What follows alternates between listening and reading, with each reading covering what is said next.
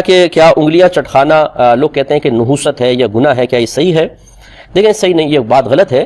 ہاں یہ ضرور ہے کہ حالت نماز میں انگلیاں چٹکانا، چونکہ یہ نشان اس بات کی ایک علامت ہے کہ ہمارے قلب میں خشوع و خضوع نہیں ہے، ہماری توجہ دنیا کی طرف، یعنی اس طرح یہ کھیل کود ہے ایک طرح سے کہ کٹ کٹ کر رہے ہیں بیٹھے ہوئے آرام سے، یعنی بیکار کام، نماز کے احترام کے منافی ہے۔ اس وجہ سے نماز میں مکروہ ضرور رکھا گیا ہے، بلکہ بعد میں مکروہ تحریمی رکھا ہے، لیکن علاوہ نماز کے جیسے بیٹھ کے آپ اس طرح چٹکا رہے ہوں تو اس طرح انگلیوں کو سکون مل جاتا ہے، تو ہمارے بعض بھائی فوراً کہتے ہیں کہ یہ گناہ ہے، یہ نحوست ہے۔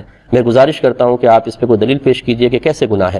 یہ شریعت نے کسی انسان کو اختیار نہیں دے دیا کہ وہ جس عمل کو چاہے گناہ اور نحوست قرار دے دے۔ اس طریقے سے کہنا یہ سمجھ لیجئے کہ شریعت پر ایک بہتان ہے، کیونکہ جھوٹ منسوب کر رہے ہیں نا، کیونکہ آپ یہ کہتے ہیں گناہ ہے، اس کا مطلب یہ آپ یہ دعویٰ کر رہے ہیں کہ اللہ تبارک و تعالیٰ اس کے رسول نے اس کو گناہ قرار دیا ہے۔